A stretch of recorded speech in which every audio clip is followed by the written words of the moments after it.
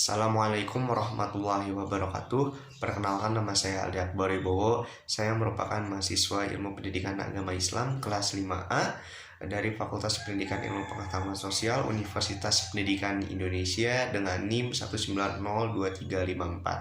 Pada video kali ini saya akan menjawab soal-soal ujian tengah semester untuk mata kuliah Tafsir Ayat Akidah yang diampu oleh Bapak Dr. Kiai Haji Amam Abdus Salam dan Bapak Dr. Cucul Surahman STHI MAG. Baik, pertanyaan pertama itu adalah baca, terjemahkan, dan jelaskan isi kandungan dari Al-Quran Surah Al-Fatihah dan sertakan pendapat para mufasir. Baik, sebelumnya saya akan membacakan terlebih dahulu Al-Quran Surah Al-Fatihah.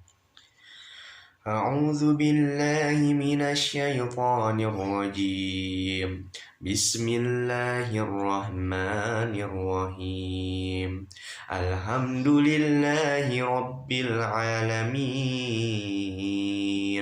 Ar-Rahmanir Rahim. Maliki yaumiddin. Iyyaka na'budu wa iyyaka nasta'in. Ihdinas siratal mustaqim. Siratal ladzina an'amta 'alaihim ghairil maghdubi 'alaihim waladdallin. Shadaqallahul azim.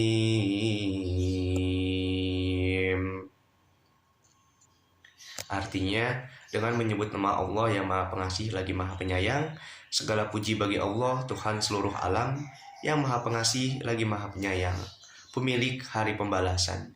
Hanya kepada Engkaulah kami menyembah, dan hanya kepada Engkaulah kami memohon pertolongan. Tunjukilah kami jalan yang lurus, yaitu jalan orang-orang yang telah Engkau beri nikmat kepadanya, bukan jalan-jalan bagi mereka yang dimurkai, dan bukan pula jalan mereka yang sesat. Maha benar Allah dengan segala firman-Nya. Nah, terkait dengan ayat ini, adapun beberapa pendapat para mufasir itu banyak sekali. Nah, adapun salah satunya adalah Imam Al-Qurtubi yang menyatakan bahwa nama lain dari surah Al-Fatihah ini diantaranya itu adalah as-shalah yang maknanya itu sholat, alhamdu yang maknanya itu adalah segala puji, al-fatihatul kitab yang maknanya itu adalah pembuka kitab atau ummul kitab, induk dari kitab, ummul Quran, induk dari Al-Quran, dan asyifa atau penawar atau sebagai obat, kemudian al-asas atau pondasi, ar-ruqyah juga ar-ruqyah yang sebagai jampi atau al-wafiyah sebagai penyempurna. Nah, sebagian ulama itu memiliki pendapat yang berbeda terkait tempat diturunkannya surah Al-Fatihah ini, yakni beberapa di antaranya itu ada Ibnu Abbas, kemudian Qatadah, kemudian Abu Al-Aliyah yang menyebutkan bahwa surat ini itu diturunkan di Mekah. Nah, sedangkan beberapa pendapat ulama lain, misalnya seperti Abu Hurairah, Mujahid, Atha bin Yasar, Az-Zuhri menyebutkan bahwa surat ini diturunkan di Madinah. Nah, selanjutnya saya akan menjelaskan secara rinci pendapat para mufasir terkait dengan surah Al-Fatihah ini berdasarkan ayat per ayat itu. Nah, ayat pertama itu yakni Bismillahirrahmanirrahim, yang maknanya itu aku dengan menyebut nama Allah yang Maha Pengasih lagi Maha Penyayang. Nah, dari tafsir Al-Muyassar itu disebutkan bahwa kata Ar-Rahman ini memiliki makna rahmat yang menyeluruh, sedangkan Ar-Rahim itu memiliki makna penyayang terhadap orang-orang yang beriman. Adapun Quraisy Shihab itu memaparkan bahwa ayat ini merupakan ayat yang mengawali Al-Quran dengan menyebut nama Allah sebagai pemilik rahmat yang tidak ada habisnya.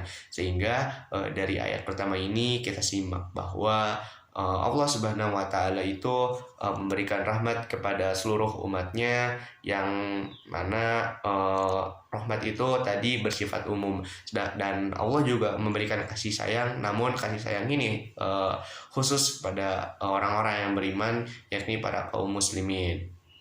Nah, adapun ayat kedua yakni Alhamdulillahirabbil alamin. Nah, dalam tafsir Ibnu Katsir dijelaskan bahwa ayat ini itu perintah untuk memuji Allah, karena Allah itu telah memberikan anugerah berbagai kenikmatan, sehingga ayat ini itu berisi tentang perintah untuk memuji Rabb, yaitu Allah Subhanahu wa Ta'ala. Nah, pada ayat ketiga itu Quraish Shihab mengatakan bahwa segala nikmat yang diterima makhluk itu merupakan salah satu rahmat dari Dia, yaitu Allah, yang mana sumber dari segala rahmat. Nah, adapun ayat keempat yaitu Maliki Yaumiddin, di mana Imam Qatadah berpendapat bahwa ayat ini itu artinya adalah pembalasan yang berlaku bagi semua kebaikan dan keburukan. Adapun pendapat lain yang mengatakan bahwa ayat ini itu mengandung makna bahwa di hari pembalasan nanti itu merupakan hari di mana tidak ada yang bermanfaat kecuali hanya agama dan iman seseorang, dan dengan membaca ayat ini itu seseorang senantiasa menjaga perbuatannya. Kemudian pada ayat kelima, menurut tafsir Jalalain, ayat ini itu bertanda bahwa kita itu hanya beribadah, meminta pertolongan, dan menggantungkan segalanya hanya kepada Allah Subhanahu wa Ta'ala. Dan pada ayat ke-6, ayat ke-6 Al-Qurtubi itu mengatakan bahwa ayat ini bermakna seseorang yang diagungkan, seseorang yang mengagungkan sifat Allah dan beramal sholih untuk Allah, kemudian dia akan selalu memohon untuk kebutuhannya kepada Allah. Dan yang terakhir itu ayat ke-7, yakni para mufasir sepakat gitu ya, bahwa ayat ini merupakan penjelasan dari jalan lurus yang dijelaskan pada ayat ke-6 tadi. Nah, setelah semua pendapat para mufasir yang ada gitu ya, kita dapat simpulkan bahwa Al-Quran Surah Al-Fatihah ayat 1-7 ini merupakan perintah gitu ya, bahwasanya manusia harus senantiasa menyebutkan nama Rabb kita, yaitu Allah Subhanahu wa Ta'ala, dalam setiap kegiatan. Kemudian kita pun mesti yakin gitu loh, bahwa segala apa yang kita dapatkan ini merupakan bentuk rahmat dan kasih sayang dari Allah kepada kita. Dan adapun kandungan yang selanjutnya itu adalah bahwa Allah Subhanahu wa Ta'ala adalah sang pemilik hari pembalasan, yang menunjukkan bahwa Allah itu maha kuasa, yang sehingga dengan adanya ayat tersebut manusia ini diperintahkan untuk bergantung hanya kepada Allah semata dan memohon jalan yang lurus hanya kepada Allah. Sehingga inti dari Al-Quran Surah Al-Fatihah ini adalah untuk menunjukkan kebesaran dan kekuasaan Allah, dan sekaligus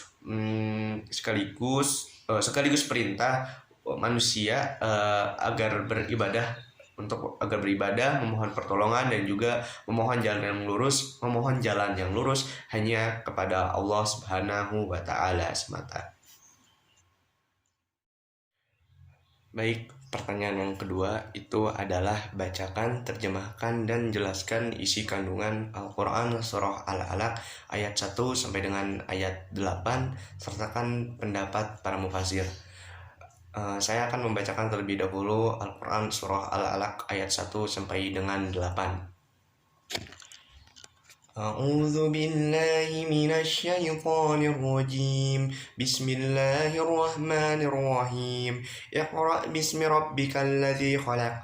Khalaqal insana min 'alaq. Iqra' wa rabbukal akram. Alladzi 'allama bil qalam. 'allamal insana ma lam ya'lam. Kalla innal insana layatgha ar-ra'ahu istaghna inna ila rabbika ruj'a. Artinya, bacalah dengan menyebut nama Tuhanmu yang menciptakan. Dia telah menciptakan manusia dari segumpal darah. Bacalah. Dan Tuhanmu lah yang maha mulia, yang mengajar manusia dengan pena. Dia mengajarkan manusia apa yang tidak diketahuinya. Sekali-kali tidak. Sungguh, manusia itu benar-benar melampaui batas. Apabila melihat dirinya serba cukup, sungguh hanya kepada Tuhanmu lah tempat kembali kamu. Al-Quran Surah Al-Alaq ayat 1 sampai dengan ayat 8. Al-Quran Surah Al-Alaq ini merupakan surah pertama yang diturunkan oleh Allah Subhanahu wa Ta'ala kepada Nabi Muhammad Sallallahu Alaihi Wasallam melalui perantara malaikat Jibril. Nah, tentunya beragam pendapat, banyak ragam pendapat para mufasir terkait dengan ayat ini, namun semuanya memiliki kesamaan nada dalam penafsirannya. Nah, pada ayat pertama, Hamka menyebutkan gitu ya bahwa dengan ayat pertama ini terbuka kepentingan pertama di dalam perkembangan agama Islam untuk kedepannya, yakni Nabi Muhammad disuruh membaca wahyu yang akan diturunkan kepadanya. Dan selaras dengan itu, Ibnu Katsir juga berpendapat yang selaras gitu ya, bahwa ayat Al-Quran yang pertama kali diturunkan ini merupakan ayat-ayat yang mulia lagi penuh berkah. Ayat-ayat ini merupakan ayat pertama yang dengan ayat ini diturunkan itu Allah menyayangi hamba-hambanya, sekaligus memberikan nikmat pertama yang diberikan kepada umat Islam, tentunya kepada Nabi Muhammad Sallallahu Alaihi Wasallam.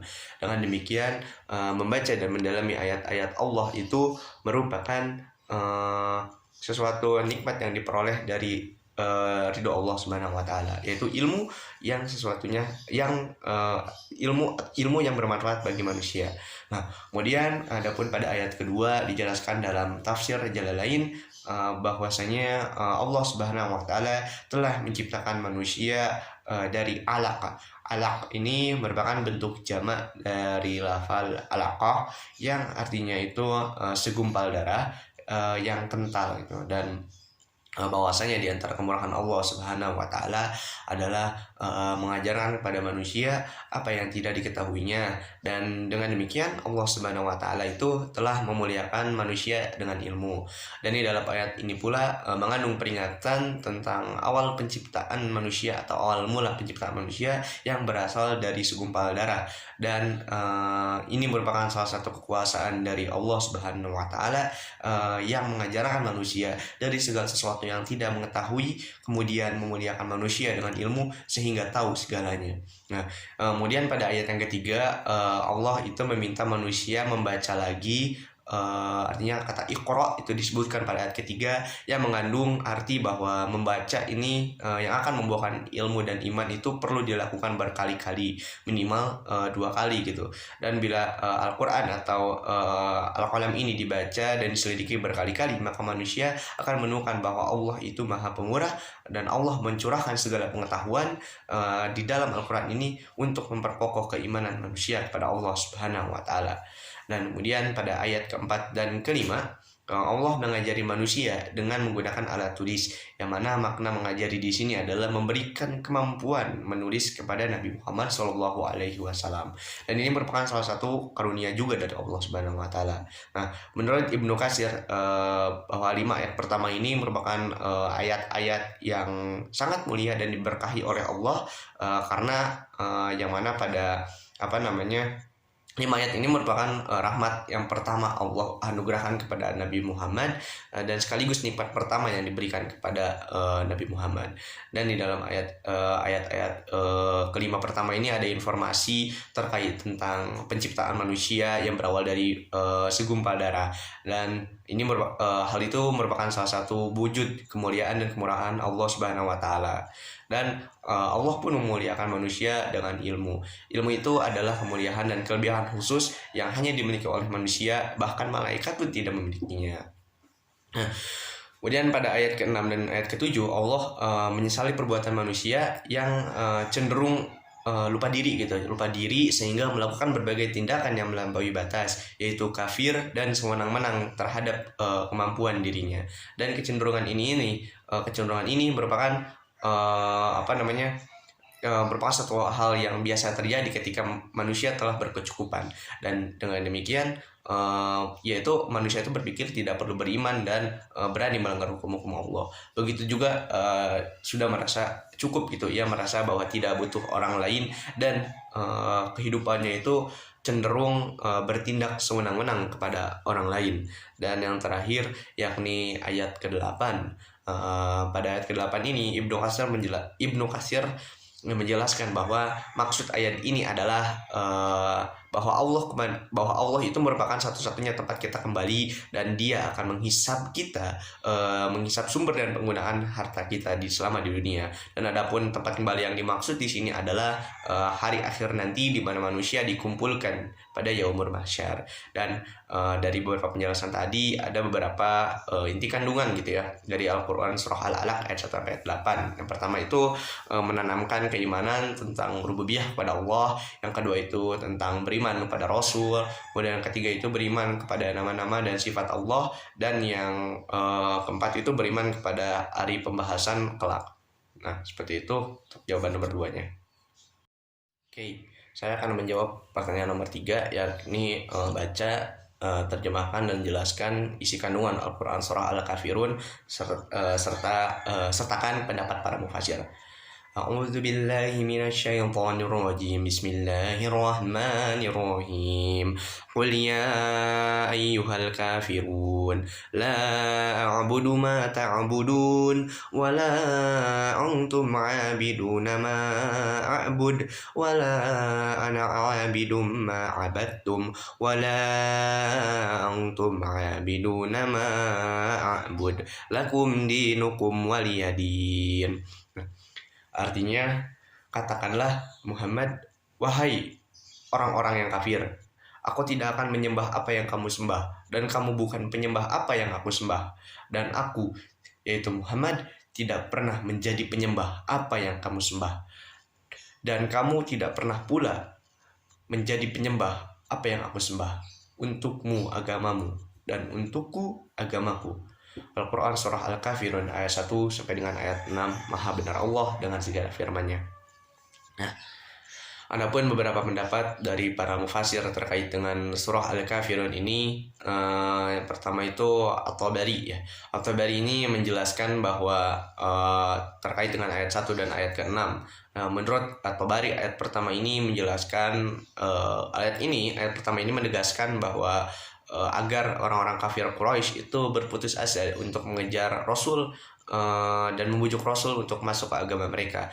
Dan sedangkan ayat ke-6 itu bermaksud agar Nabi Muhammad SAW tidak mengikuti agama kaum kafir, dan Nabi akan menganut agama Islam sampai akhir ayat. Begitupun sebaliknya, orang-orang kafir tidak akan mengikuti Nabi Muhammad dan mereka berpegang kepada agama mereka sendiri sampai akhir ayat mereka.